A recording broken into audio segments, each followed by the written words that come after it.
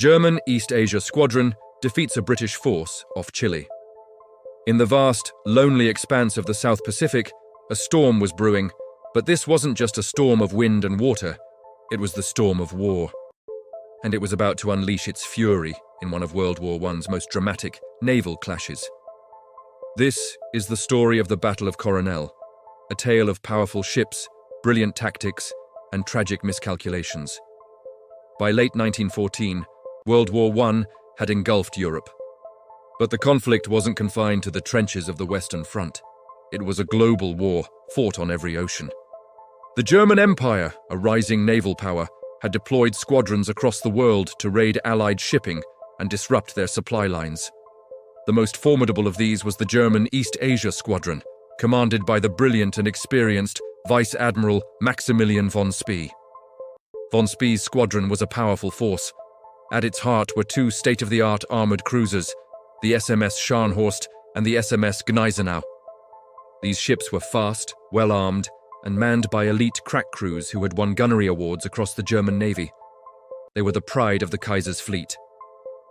Accompanying them were three modern light cruisers, the Leipzig, the Nuremberg, and the Dresden. When the war broke out, von Spee's squadron was based in Tsingtao, Germany's colony in China. But with Japan entering the war on the Allied side, Tsingtao was no longer safe. So von Spee made a daring decision. He would take his entire squadron on an epic voyage across the Pacific, around the treacherous Cape Horn, and break through to the Atlantic, to return home to Germany, wreaking havoc on Allied shipping along the way. It was an incredibly audacious plan, a journey of thousands of miles through hostile waters. The British Royal Navy, the undisputed masters of the sea, could not let this threat go unchecked. They dispatched several squadrons to hunt down von Spee. The task of intercepting him off the coast of South America fell to Rear Admiral Sir Christopher Cradock. Cradock was a brave and respected officer, but he was at a severe disadvantage. His flagship, the HMS Good Hope, was an older armored cruiser, larger but less modern than von Spee's ships.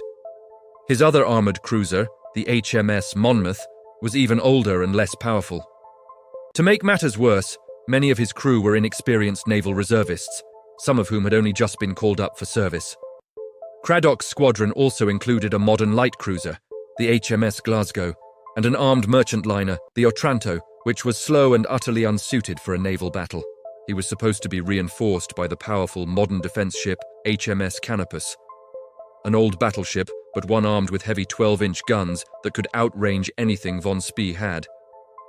But the Canopus was slow, suffering from engine trouble, and lagged hundreds of miles behind Cradock's main force. Cradock was under immense pressure from the Admiralty in London.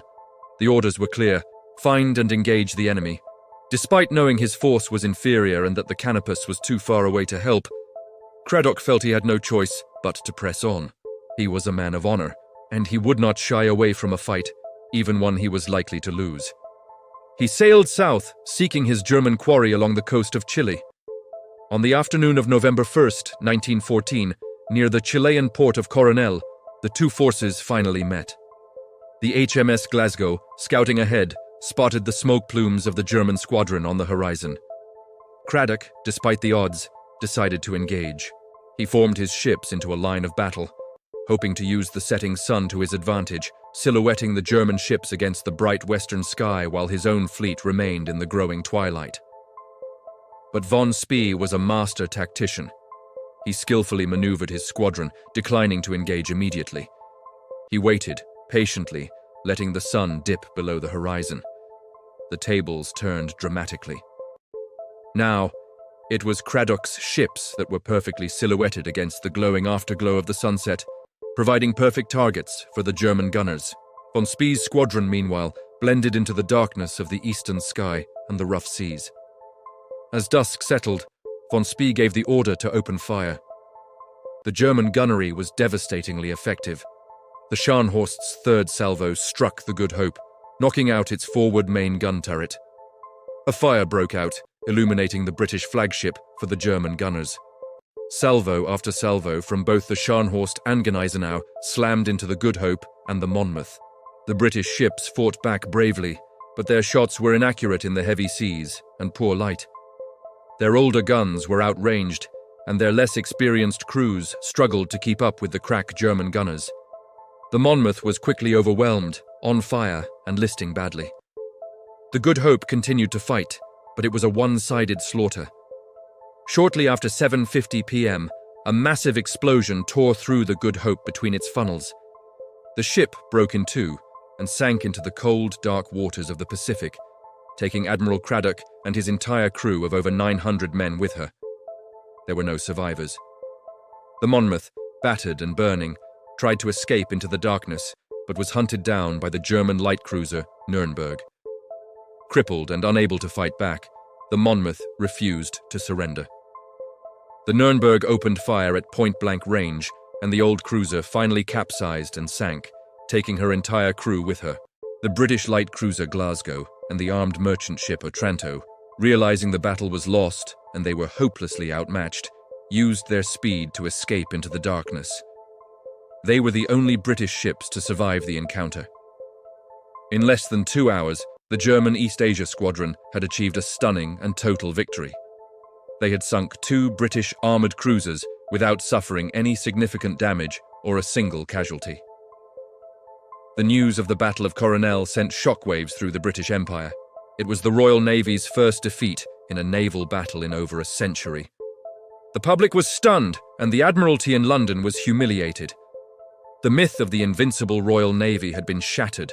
For Germany, it was a moment of immense triumph and a huge propaganda victory. Admiral von Spee and his men were hailed as national heroes. But the victory at Coronel, as brilliant as it was, sealed the fate of the German squadron. The British public demanded revenge, and the Admiralty was determined to get it. They dispatched a powerful new force, led by 2 of the most advanced warships in the world. The battle cruisers HMS Invincible and HMS Inflexible.